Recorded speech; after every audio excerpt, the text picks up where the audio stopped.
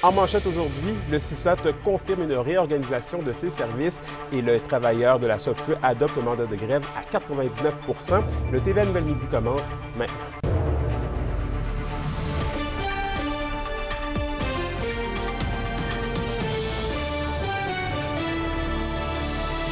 Bon midi, mesdames, messieurs, ici Anthony Dallaire et bienvenue au TVA Nouvelles.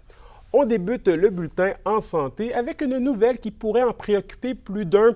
Dans une lettre acheminée à tous les membres du personnel, la PDG du CIS de l'Abitibi-Témiscamingue, Caroline Roy, confirme que dans un peu plus d'une semaine, des services seront réorganisés en raison du manque de personnel et de la fin prochaine du recours à la main-d'œuvre indépendante. Des employés seront appelés à travailler temporairement sur un autre quart de travail ou dans un autre service jugé plus prioritaire.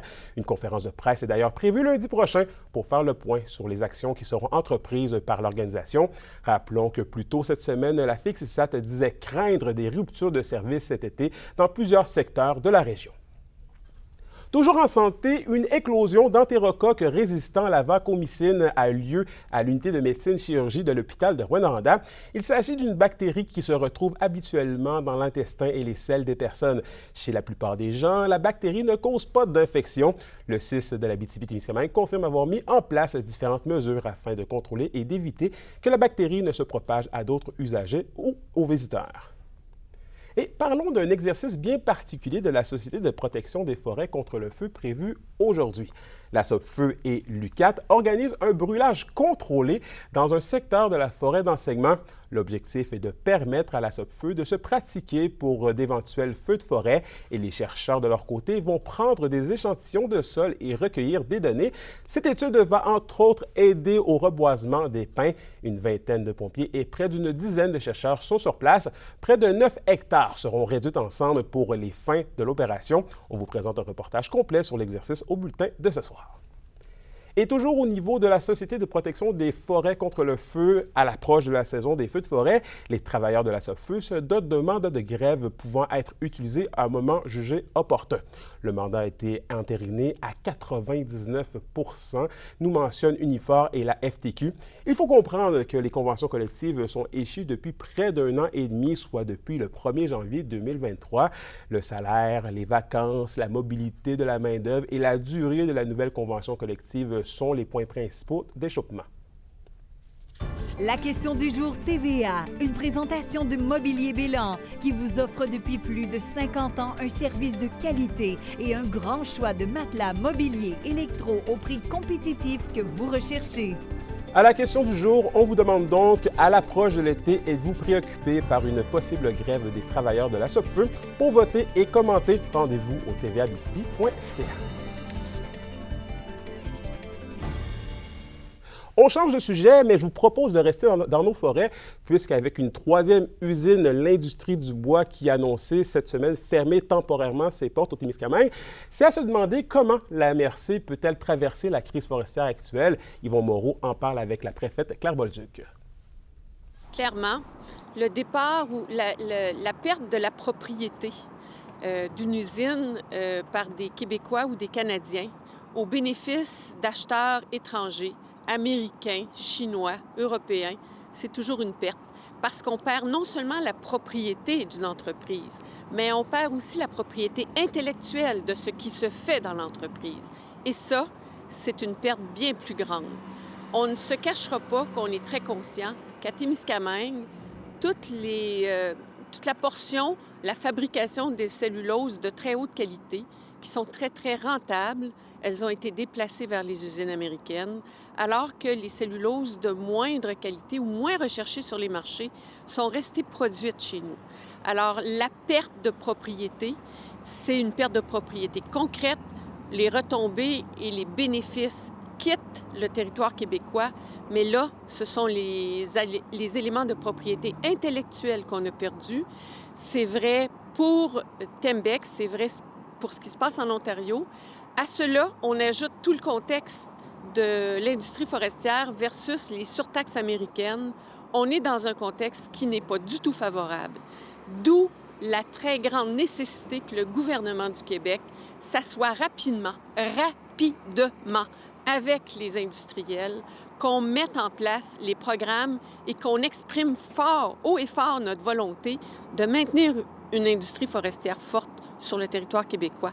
J'ajouterai à ça que l'industrie forestière contribuera à la prospérité des Québécois et à combattre tous les dérèglements climatiques. C'est un élément fort de changer les changements climatiques. Dans ce contexte-là, on ne peut pas se passer de l'industrie forestière. On a besoin de reprendre le contrôle sur notre industrie, sur nos marchés. Et en parlant de préfets, plusieurs élus de la région sont actuellement rassemblés à l'aréna de Sainte-Germaine-Boulay en Abitibi-Ouest pour le rassemblement municipal de la conférence des préfets de l'Abitibi-Témiscamingue. Une conférence sur la protection de la biodiversité était prévue ce matin, ainsi qu'une démarche de renouvellement des priorités régionales. Hier, le CPAT a remis la médaille régionale à Sylvain Trudel, un homme très impliqué pour la sauvegarde et la consolidation des soins de santé en Abitibi-Ouest, notamment à l'hôpital de la Sarre. Et on change complètement de sujet maintenant. Le symposium portant sur la santé mentale dans les communautés autochtones organisé par le Conseil des Anishinaabeg de Kitsakik débute aujourd'hui à Val-d'Or. Des conférences sont d'ailleurs présentes pour y livrer leur expérience de vie. En après-midi, ce sera au tour de Pierre Picard, membre de la nation Huron-Wendat, de s'adresser aux participants, lui qui est spécialisé en études des agressions sexuelles chez les Premières Nations du Québec. D'ailleurs, je me suis entretenu hier avec Charlie Papati afin d'en savoir un peu plus sur ce premier symposium en santé mentale et de l'importance de parler de cet enjeu dans les communautés autochtones. Parler de santé mentale pour Charlie Papati, c'est primordial. Parce qu'on veut plein de choses intérieurement, tant au niveau de son corps, tant au niveau de la pensée mentale que je te dirais. En ce sens, lui et d'autres membres de la communauté de Kitsakik ont mis sur pied un premier événement de conférences et d'activités pour briser l'isolement. Le conférencier et ex-joueur de football Étienne Boulay sera d'ailleurs présent pour parler de son expérience de vie en lien avec ses troubles de santé mentale du passé.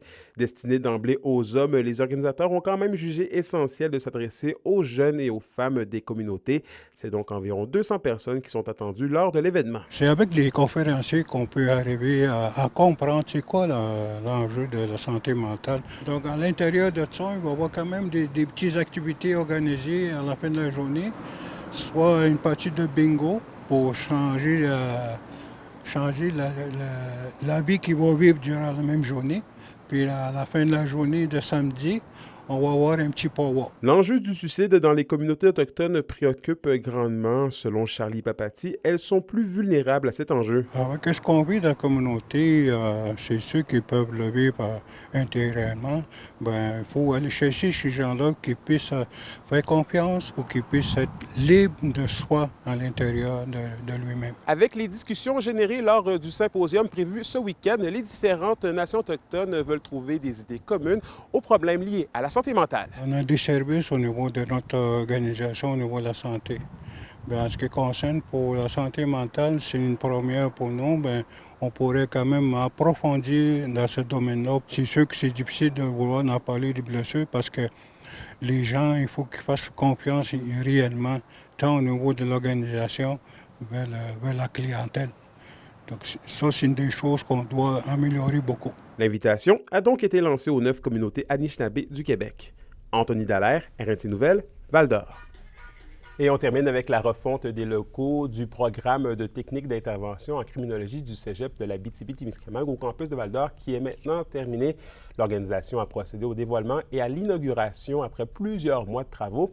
On parle de l'isolation acoustique des nouvelles salles, l'implantation des salles miroirs et la modernisation générale des locaux de classe. La formation a également subi des changements. Les cours sont maintenant plus axés sur la science et la criminologie qui étudie la criminalité. Au culturel, c'est demain à l'Agora des Arts de Rouyn-Noranda qu'est présentée à 14h la pièce « Découdre le temps » de Camille Messier. La mise en lecture du texte destiné aux jeunes de 8 à 12 ans est présentée dans le cadre du volet Agora Plus. Cette présentation met en scène l'histoire de Violette, une jeune fille de 12 ans qui vient de perdre sa grand-mère atteinte d'Alzheimer, une création théâtrale féministe remplie de réflexions sur la place des femmes à travers le temps. Pour une nouvelle importante à nous communiquer, contactez-nous. Nouvelle au pluriel @rncmedia.ca, par téléphone 1-866 463 4636 et notre site web tvabitibi.ca.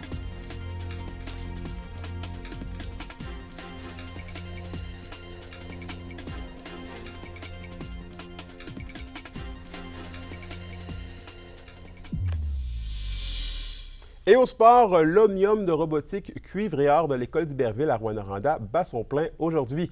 Ce sont 10 équipes composées d'élèves de niveau secondaire ainsi que 4 équipes constituées d'étudiants du cégep de l'Abitibi-Témiscamingue, de l'UQAT et des professionnels du milieu. Chaque équipe doit concevoir, construire, programmer et piloter leur robot. Dans une compétition de robotique, on appelle ça compétition, mais en robotique, on dit plus une compétition. C'est vraiment la collaboration de toutes les équipes, de tous les intervenants. Fait que, tu sais, autant les adultes, ils viennent aussi dans nos classes pour aider, conseiller. Mes élèves du cégep, des fois, quand ils ont 2 minutes entre des cours, ils viennent aussi aider. Fait que c'est vraiment la collaboration, puis c'est ça qui fait que ça fait une ouverture. Je pense que notre rôle, ce n'est pas de couper les jeunes à la technologie. Au contraire, c'est de leur montrer comment s'en servir correctement. Donc, de montrer que oui, la technologie peut être bénéfique si tu apprends comment t'en servir. On va faire évoluer nos élèves avec l'évolution de la société. On la voit présentement, l'évolution technologique est exponentielle avec l'intelligence artificielle. Donc, nous, je pense, avec le programme de robotique, on est capable de introduire nos élèves à ça. Et à la météo de l'Abitibi-Témiscamingue aujourd'hui, c'est des nuages qui sont prévus pour presque tous les secteurs avec 30 % de probabilité d'averse et des maximums de 4 degrés Celsius. Pour ce soir et cette nuit, c'est toujours des nuages avec 30 % de probabilité d'averse et des maximums de 4 degrés Celsius. Voilà, c'est complet pour ce midi. Merci encore une fois d'avoir été des nôtres aujourd'hui. Nous, on se retrouve ce soir à 17h58. D'ici là, je vous souhaite de passer une excellente journée.